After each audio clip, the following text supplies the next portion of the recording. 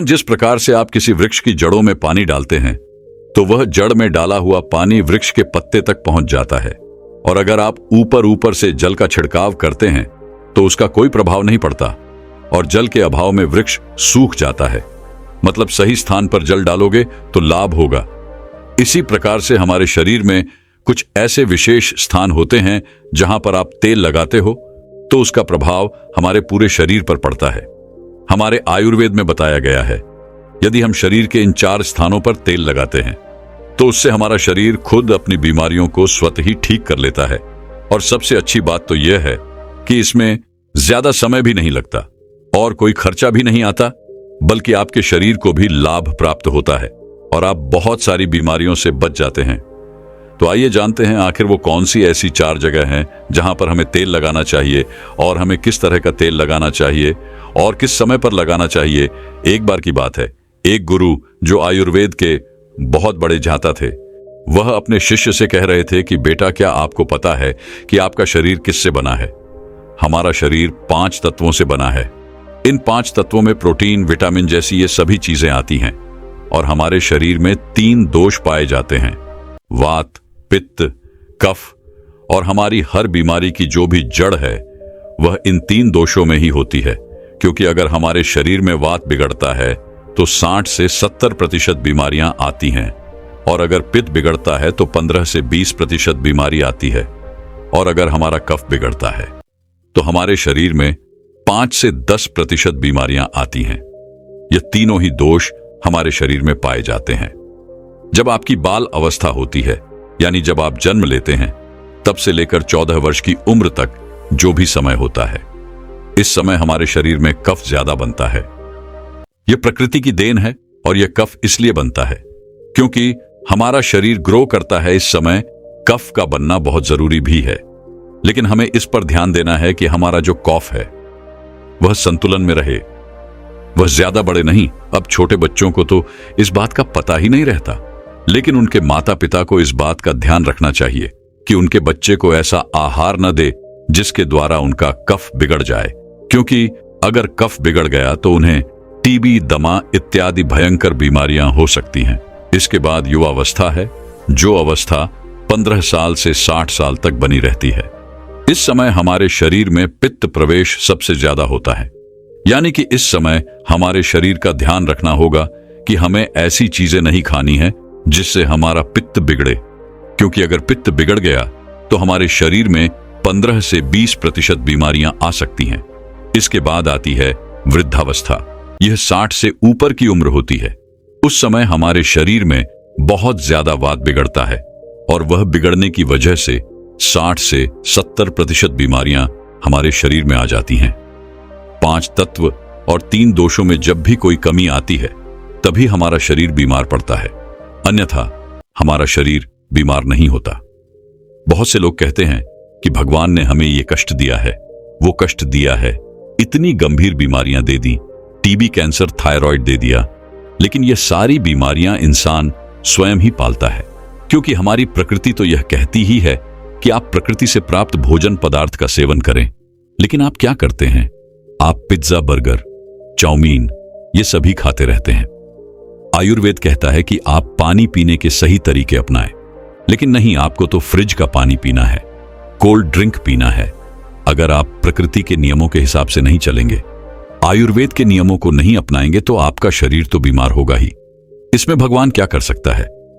लेकिन अगर आप आयुर्वेद के नियमों को अपने जीवन में अपना लेते हैं तो जीवन भर आपका शरीर बीमार नहीं पड़ेगा। फिर गुरु उनसे कहते हैं कि बच्चों, आज मैं तुम्हें 4 ऐसे अंग बताऊंगा जहां पर तेल लगाने से आपके शरीर में कभी भी कोई बीमारी नहीं होगी और इससे आपके तीनों दोषों का संतुलन भी बना रहेगा और आपके शरीर में किसी भी 5 तत्वों की कोई कमी नहीं आएगी। सबसे पहला है आपकी नाभि, दूसरा है आपके पैर के तलवे, तीसरा है आपकी नासिका और चौथा अंग है आपका। सिर्फ यह 4 सबसे महत्वपूर्ण अंग है और इन चारों अंगों पर आपको तेल लगाना है। लेकिन आपको यह ध्यान रखना है कि कब और कैसे लगाना। सबसे पहले हम जानते हैं नाभि के बारे में। बच्चों, यह आपके शरीर का सबसे महत्वपूर्ण अंग है, क्योंकि यह आपके 72,000 नाड़ियों का केंद्र है। यह एक ऐसा केंद्र है जो सबसे अधिक नाड़ियों से जुड़ा हुआ है। यह जो आपकी नाभि है वह आपके पूरे शरीर से संबंधित है। जब आप नाभि में तेल का प्रयोग करते हैं तो उससे पूरे शरीर की नाड़ियां प्रभावित होती हैं। पूरे शरीर में ठीक प्रकार से ऊर्जा का संचार होता है। आप और भी ज्यादा ऊर्जावान और जवान महसूस करते हैं। आपने देखा भी होगा कि जब छोटा बच्चा जन्म लेता है, जब वह बहुत छोटा होता है तो उसके माता पिता उसके पूरे शरीर पर तेल की मालिश करते हैं, क्योंकि उस समय शरीर पर तेल की मालिश करने से हड्डियां मजबूत होती है। इसलिए आपको भी नाभि में तेल लगाना है और आपको शुद्ध सरसों का तेल लगाना है। किसी भी कंपनी का तेल आपको नहीं लेना है, क्योंकि वो शुद्ध नहीं रहता। उसमें विभिन्न प्रकार के केमिकल होते हैं जो आपको नुकसान पहुंचा सकते हैं। अगर आप इन दोनों बातों को कंपेयर करेंगे तो आपको पता चलेगा कि यह जो शुद्ध सरसों का तेल होता है थोड़ा गाढ़ा होता है और थोड़ा बहुत गंदा भी होता है। लेकिन जो तेल आप बाजार से खरीदते हैं वो बिल्कुल साफ होता है, क्योंकि उस तेल में केमिकल डाले होते हैं जिससे वो तेल साफ हो जाता है। इसलिए आपको सरसों के बीज खरीदने हैं और अपनी आंखों के सामने उनका तेल निकलवाना है और फिर उसी तेल का आपको प्रयोग करना है और आपको सोते समय अपनी नाभि पर उस तेल को लगाना है। नाभि में तेल लगाने का सबसे पहला लाभ यह है कि जब आप नाभि में तेल लगाते हैं तो इससे आपकी जठराग्नि बढ़ती है। जठराग्नि आपके पाचन कार्य में कार्य करती है, लेकिन जब आपकी जठराग्नि बंद हो जाती है तो आप जो भी भोजन करते हैं उसका पाचन ठीक प्रकार से नहीं हो पाता, वह आपके शरीर में लग ही नहीं पाता, जिससे आपको भूख कम लगती है और फिर वो भोजन पेट में सड़न मचाता है। तो नाभि में तेल लगाने से ये जो जठराग्नि है वह बढ़नी शुरू हो जाती है और भोजन आपके शरीर को ठीक प्रकार से लगता है। और जब भोजन ठीक प्रकार से पचता है तो उससे जो भी पाचक रस निकलते हैं वो भी एक प्रकार से निकलते हैं और आपके शरीर में पोषक तत्वों की पूर्ति करते हैं, जिससे शरीर के विभिन्न भागों पर, पूरे शरीर पर उसका प्रभाव होता है। नाभि में तेल लगाने का दूसरा फायदा यह है कि इससे आपकी अपान वायु संचालित होती है। अपान वायु नाभि के नीचे के क्षेत्र में काम करने वाली वायु होती है और ये जो वायु हैं ये मलों के विकास से संबंधित हैं, यानी कि ये आपके शरीर में टॉक्सिन्स बाहर निकालने का कार्य करती है। तो जिन लोगों को कब्ज की परेशानी रहती है, ठीक प्रकार से मल विकास नहीं होता, उनके लिए बहुत उपयोगी है। और मासिक चक्र में जो महिलाओं को मासिक अधिक प्रेरणा होती है उसमें भी ये उपयोगी है।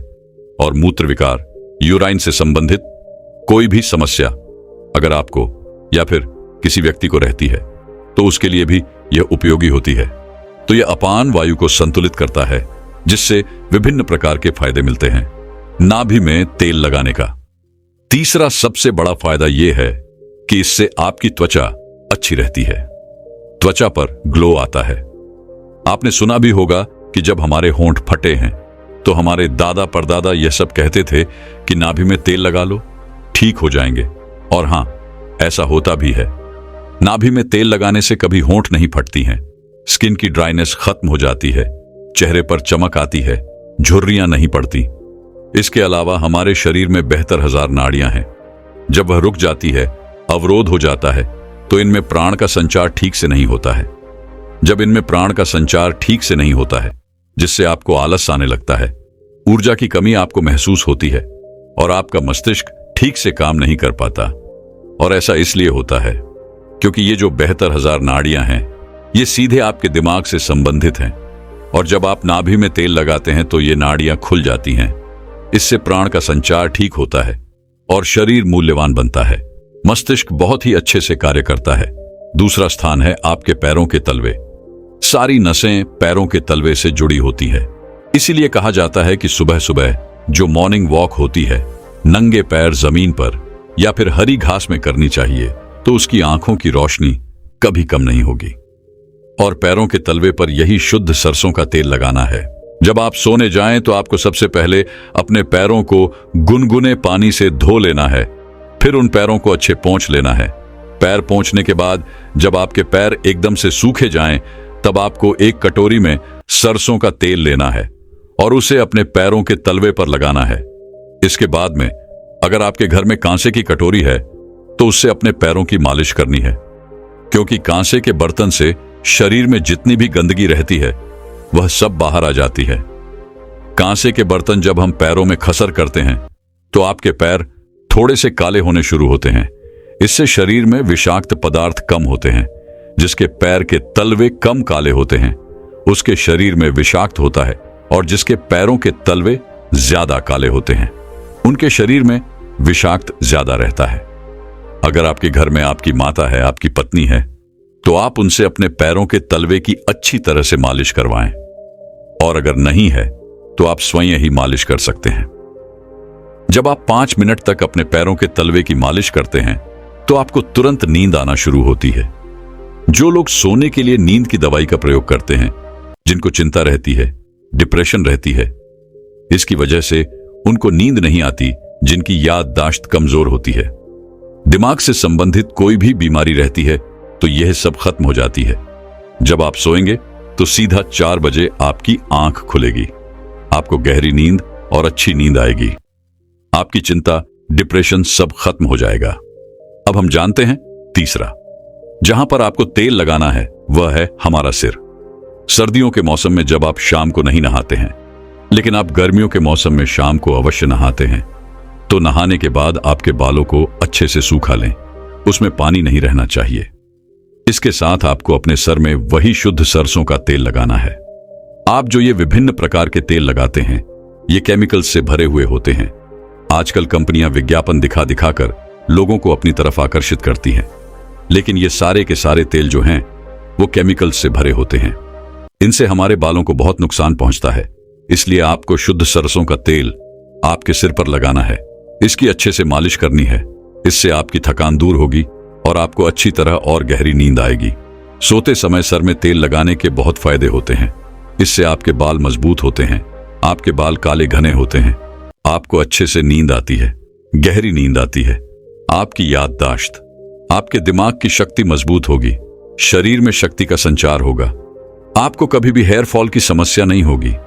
जब आप बालों की जड़ों पर तेल लगाते हैं तो इससे ब्लड सर्कुलेशन बढ़ जाता है, और जब ब्लड सर्कुलेशन बढ़ता है तो वहां पर अत्यधिक मात्रा में ऑक्सीजन पहुंचती है, न्यूट्रिएंट्स पहुंचते हैं, और वो अंग स्वस्थ होना शुरू हो जाता है। इसके बाद गुरु उन सभी बच्चों को कहते हैं कि हमारे शरीर का आखिरी अंग जहां पर हमको तेल लगाना ही चाहिए वह है हमारी नासिका। नासिका आपके सिर तक पहुंचने का मार्ग है। इससे हमारा दिमाग प्रभावित होता है। तो बच्चों, अगर आपको शुद्ध देसी गाय का घी मिल जाता है तो आप तेल की जगह घी का प्रयोग भी कर सकते हैं। आपको रात को सोते समय शुद्ध देसी घी के एक एक बूंद अपने नाक में डाल देनी है। नाक में घी डालने के इतने ज्यादा फायदे होते हैं कि आप सुनकर चौंक जाएंगे। अगर किसी के अंदर पागलपन है, 2, 3, 4 महीने के अंदर ही उसका पागलपन भी खत्म हो सकता है। यदि किसी के पर्दे में छेद है तो वो भी बिना ऑपरेशन के 3-4 महीने में ठीक हो सकता है। नाक में जितनी भी प्रकार की एलर्जी है, जैसे बार बार छिक आना, नाक में खुजली चलना, नाक बंद हो जाना, ये सारी समस्याएं खत्म हो जाएंगी। आंखों की रोशनी बढ़ेगी, मानसिक समस्याएं खत्म हो जाएंगी, बाल काले हो जाएंगे। इसके बाद गुरु उन सभी शिष्यों से कहते हैं कि बच्चों, अगर आप अपने शरीर के इन सभी 4 अंगों पर नियमित रूप से सरसों का तेल लगाते हैं तो इससे आपके शरीर में जितने विषाक्त पदार्थ हैं वो सभी बाहर आ जाते हैं, और आपका शरीर कभी भी बीमार नहीं होगा। आप हमेशा ही ऊर्जावान महसूस करेंगे। दोस्तों, आज की स्वास्थ्य संबंधी जानकारी बहुत ही महत्वपूर्ण है। दोस्तों, शरीर के इन 4 अंगों में यह तेल लगाइए। आपका शरीर स्वतः अपने सारे बीमारियों को नष्ट कर देगा, यानी कि वो खुद ठीक कर लेगा। तो वो 4 अंग कौन कौन से हैं और हमें कौन से तेल लगाने हैं, आज हम इसी विषय में चर्चा करने वाले हैं। और दोस्तों, इस जानकारी से पहले चलिए सुनते हैं भगवान महात्मा बुद्ध का एक उपदेश। एक दिन एक राजा भगवान बुद्ध के पास आया। बुद्ध के आश्रम में बहुत भीड़ थी। राजा ने भगवान बुद्ध से अनुरोध किया कि वह एकांत में कुछ बुद्ध से कहना चाहते हैं। तथागत बुद्ध बोले, सर्वत्र एकांत है, यही बोलो। फिर राजा ने कहा कि मैं तथागत संन्यास लेना चाहता हूं। बुद्ध गंभीर हो गए। वे बोले कि तुम्हें संन्यास्त होने के लिए दीक्षा के पहले मेरी एक शर्त का पालन करना होगा। राजा ने स्पष्ट किया कि जब दीक्षा लेनी ही है और संन्यास्त होना ही है तो मुझे आपकी सभी शर्तें मंजूर है। और फिर तथागत बुद्ध ने आदेश दिया और कहा, अपने कपड़े उतारो, अपने जूते उतारो और नग्न हो जाओ, और इसी नग्न अवस्था में अपने राज्य के राजमार्गों पर स्वयं को जूते मारते हुए चक्कर लगा कर आओ। राजा असमंजस में पड़ गया। तथागत बुद्ध यह क्या कह रहे हैं? मैं एक राजा हूं, इस तरह से मैं नग्न होऊंगा और नग्न होकर अपनी ही सड़कों पर कैसे खुद को जूते मारते हुए चक्कर लगाओ। लेकिन फिर भी राजा को संन्यास्त होना था, तो उन्होंने भगवान बुद्ध की शर्तें मान ली और वे वैसा ही करने के लिए निकल पड़ा। राजा ने वैसा ही किया। वह नग्न होकर स्वयं को जूते मारते हुए राज्य की सड़कों पर दौड़ने लगा और यहां उसके चले जाने पर शिष्य ने बुद्ध से कहा कि भंते, जब हम आपसे दीक्षा लेने आए थे तब आपने तो ऐसी कठोर शर्त नहीं लगाई थी। आप तो स्वयं करुणा अवतार हैं, फिर आपने राजा के साथ ऐसा कठोर व्यवहार क्यों किया? तब भगवान बुद्ध बोले, जब तुम लोग संन्यास लेने आए थे तब तुम्हारे अहंकार बहुत बड़े नहीं थे, इसीलिए तुम लोगों से घर घर भिक्षाटन करवा के ही काम बन गया। यह तो एक बड़े राजा है, इसका अहंकार भी बहुत बड़ा है, इसलिए जितना बड़ा रोग उतनी बड़ी दवाई, इसलिए महारोग की दवाई भी अधिक शक्तिशाली होती है। किसी कारणवश मैंने इनका परीक्षा भी इतना कठिन किया है। राजा जब इस दशा में अपनी ही प्रजा के सामने से गुजरेगा तो उसका अहंकार चूर चूर हो चुका होगा। राजा ने शाम तक शर्त पूरी कर ली और बुद्ध के चरणों में आकर गिर गया और फिर बोला, तथागत, अब तो मुझे आप दीक्षा देकर मुझे संन्यास्त करें। भगवान बुद्ध ने राजा के सिर पर मुकुट रखा और कहा कि अब तुम्हें संन्यास लेने की जरूरत ही नहीं है। जाओ और कर्ता भाव छोड़कर साक्षी भाव से राज करो। अब तो तुम राजस्व हो चुके हो, अब तुम राजस्व हो। देखिए दोस्तों, किस तरह से भगवान बुद्ध ने एक राजा को उपदेश दिया और राजा का जीवन धन्य हो गया। दोस्तों, ये छोटे से उपदेश से आपको क्या ज्ञान प्राप्त हुआ? कमेंट में हमें जरूर बताइएगा। चलिए अब जानते हैं स्वास्थ्य से संबंधित बहुत ही महत्वपूर्ण जानकारी। क्या आप जानते हैं कि यह हमारा शरीर किससे बना है? यह सबसे पहले जानना बहुत जरूरी है। और हमारे शरीर में कौन से 3 दोष पाए जाते हैं?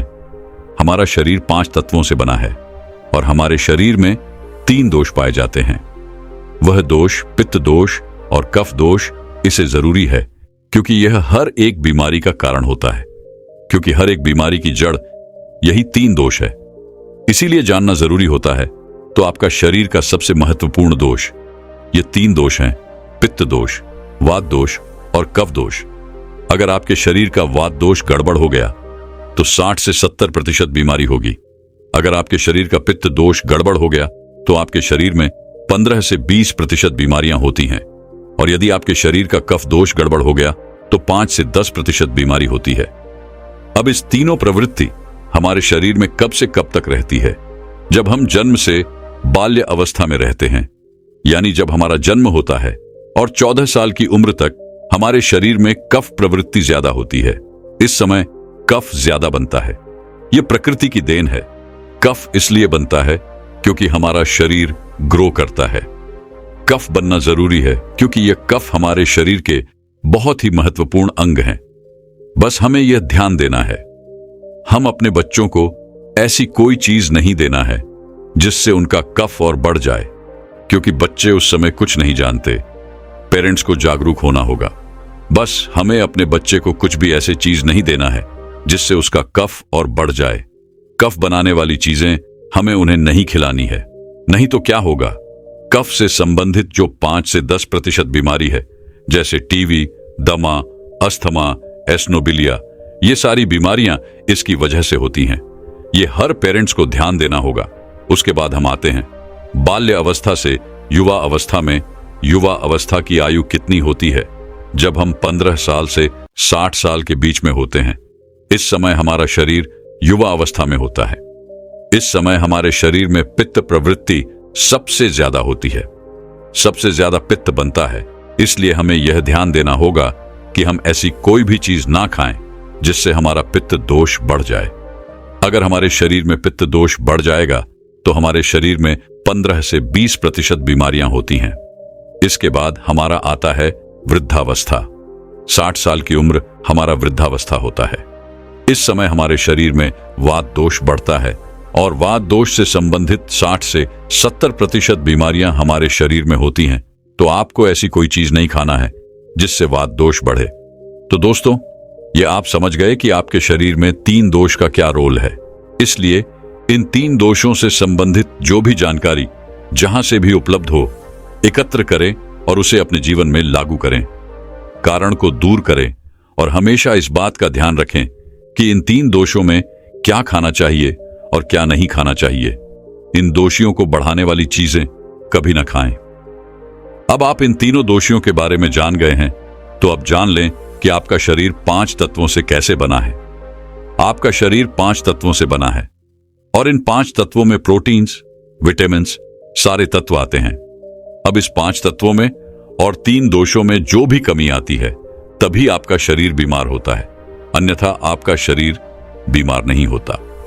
अब आप समझ गए आपका शरीर बीमार होने का क्या कारण है।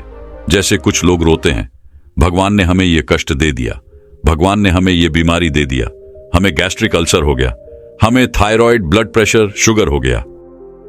क्यों हो गया? भगवान ने नहीं दिया, आपने खुद पाला है। जब प्रकृति आपको खाना खाने के नियमों का पालन करने के लिए कहती है, पानी पीने के नियमों का पालन करिए, इस प्रकृति का नियम पालन करिए, तो आप क्यों नहीं कर रहे हैं? जबकि हमारा शरीर उसी तत्वों से बना है, प्राकृतिक तत्वों से ही तो बना है।